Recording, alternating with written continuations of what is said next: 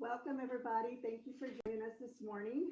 My name is Rose Mendez, and I'm sitting here with Father Francis McHugh, pastor of our parish here at Joseph N. Creek, and we're actually sitting in the youth center, the St. Philip Neri Youth Center. Good morning, Father. Good morning, Rose. St. Philip Neri, a tremendous, patron of youth. It was decided 2 years ago to allow this entire building, the former rectory, to become a center for our young adults, middle school, high school, and dedicate this center to St. Philip Neri. And yet it has been a tremendous beauty and success and attraction for our wonderful students here at St. Joseph. So it is nice to meet here and speak from here in this beautiful center dedicated to St. Philip Neri. Very good. So we've been back to Mass. It's been 3 weekends. We opened our doors. And so we wanted to answer some questions, kind of let everybody know how things have been going. But first, Father Francis, I wanted to ask you about the hat. Well, the hat, this was a gift from my parishioners during our pilgrimage to Greece last year. It is called the Cameron, and it is worn by the Eastern Catholic monks, and it is also worn by the Cypriot Catholics in union with the See of Rome.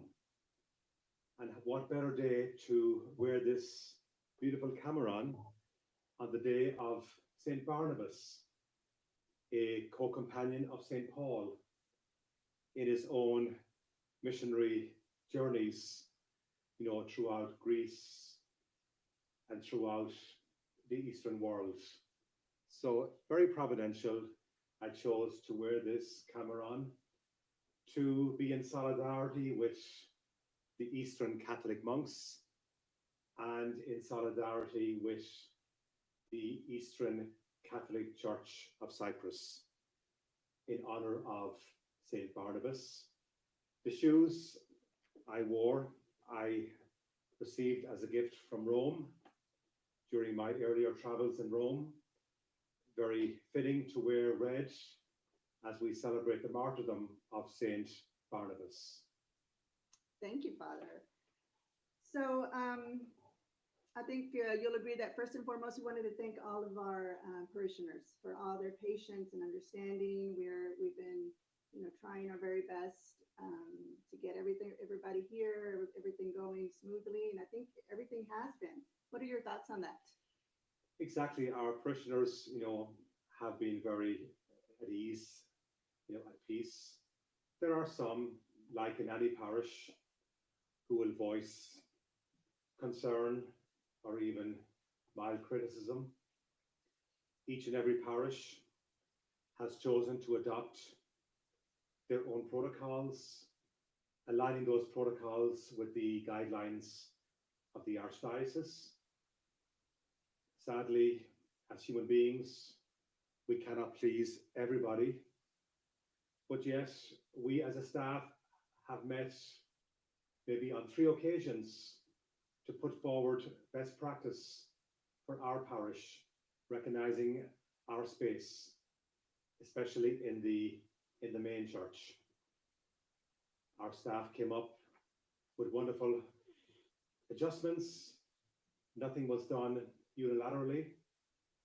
I don't believe in micromanagement. I don't believe in micromanagerial mindsets. I don't believe in shallow or stubborn mindsets, but with a great sense of collegiality and discussion, we have done the best we can.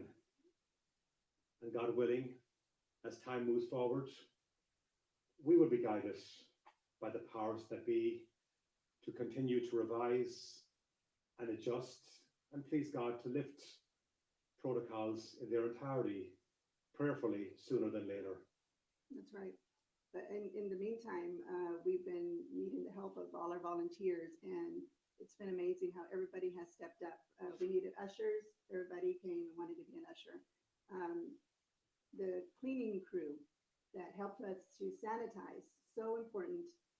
We have some people that have assisted us with this, and I know that you want to thank them. We are blessed to have a beautiful Spanish Mass community. Sadly, we don't have an assigned Spanish priest as of now, but the Spanish ladies in particular have done tremendous work in sanitizing our gathering space, our sanctuary, our pews, before, during, and after each Mass, to include sanitizing restrooms. We are blessed to have wonderful volunteers who never complain, who receive no salary or stipend, but yet willing and able to step up, especially in these fragile times of COVID-19. We are blessed to have men from our Spanish Mass community who act as volunteers on our property on Saturdays to manicure and beautify our grounds. We are blessed by their presence, their volunteerism, and their unconditional love and help for our community. Very good. And we are looking for some additional volunteers for the sanitizing team. So if you're interested, you can just call the parish office and we'll get that worked out. So one of the important questions everybody's been asking is the ministries. When do you think they'll be able to come back? Well, as of now, non-essential gatherings, will remain absent, from our physical space. In many of our senior ministries, we do have, certainly senior citizens, retired elderly, involved in volunteerism in some ministries. Once again, we should always err on the side of caution and abundance of caution, especially since we're all so rudimentary and inexperienced in the total knowledge of the logistics of COVID-19. We are guided by our medical community, by our medical specialists, and although they may err on the side of being overcautious, as a leader in this local community, I will err on the side of caution and safety, especially for ministries involving senior citizens. It makes no sense whatsoever to have individuals with pre-existing medical conditions to gather in small spaces, especially in our environment, where we don't have the privilege of having a professional banquet hall, professional meeting rooms. Becoming pastor 4 years ago, I had this vision of preparing to have discussions to build a professional family life center, a retreat center. But sadly, with Andale, that put a moratorium on all large-scale projects. So sadly, we have to live what we have and make the best of our small, humble space. Right. I know that our faith formation team has been working really hard, trying to, stay ahead, figure out what's going to be happening next. What do you think the programming in the fall for faith formation will look like?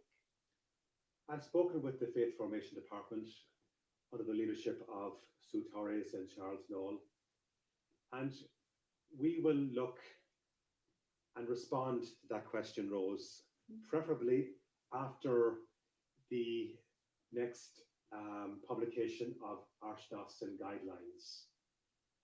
I don't want to be too premature or hasty in putting out a response to that question. We are now in summer. We don't have to stress out about catechizing our children. This is summertime. Classes would be suspended anyway, So let's not overreact or be over hasty in demanding or expecting the sacramental needs of our children to be met now, especially in summertime. This is a time for family and friends to socialize, to be children, not to experience proselytization or proselytizing from parents or teachers or volunteers to insist that catechesis continue throughout the summer months. This is a time for family time, for social time, for fun. Please God, in the fall, we will gather again as catechetical staff to catechize our kids, which we do so well all year round, especially within the catechetical school year. We do have Plan A and Plan B in place. I won't make that public until Sue and Charles and myself have further conversations after the next revised and public proclamation of guidelines from the Archdiocese. Very good. You spoke earlier about essential events, essential ministries. I know the Knights of Columbus and the South Texas Blood and Tissue Center want to thank you. You gave special permission to have the blood drive. That's going to be on July 19th. And I believe it'll be by appointment only. I know the blood supply is gravely low right now because of this COVID-19 pandemic that we're going through. So I know they thank you for that very much. Yes, it's important to take care of the blood drives. That will always be essential. We know from history, blood drives and blood draws have been crucial and life-saving for peoples of war-torn countries, past, present, and future. People experiencing any acts of nature, famine, drought. So we would always need a blood draw and a blood drive, no matter how extreme the circumstances that face our world in any time.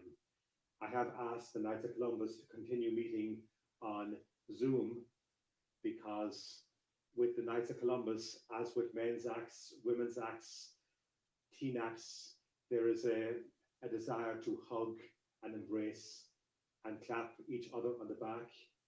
Sadly, we cannot do that.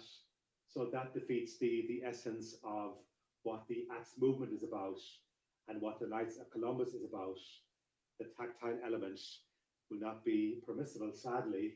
So it is better to remain aloof and use the blessings of Zoom to continue meeting and debating the way we have as priests Zoomed at many a meeting throughout these past 3-4 months.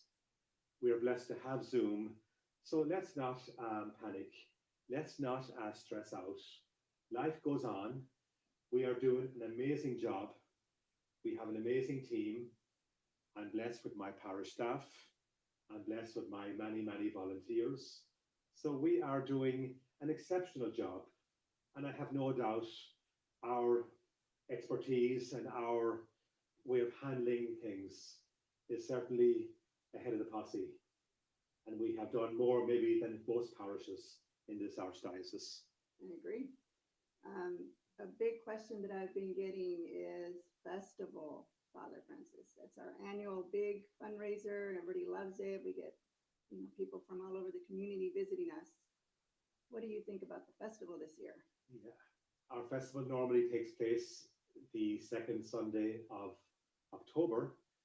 Yet too soon to respond fully to that question. There are many ways to be innovative when it comes to a festival.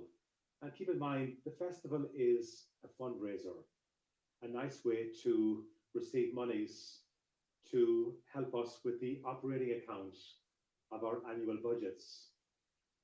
Even if we don't have a festival the way we had a festival, I have no doubt in my mind that many wonderful people who love the tithes, who are very generous and selfless with their money, who are willing to give up and above beyond the call of duty, I'm sure that the annual $80,000 net we make may come in cash form and not necessarily have a festival to seek those funds. but I have no doubt that people will come by the office and write us a serious check. And I have no doubt we may even receive the 80,000 or more, even without having a festival. Very good. If anybody's watching live right now and you have any questions, you're welcome to send those in. We are thinking about doing a survey, Father Francis, putting it out there. If anybody has any, comments, suggestions, concerns, I think we're going to put it up on our website. It'll be anonymous.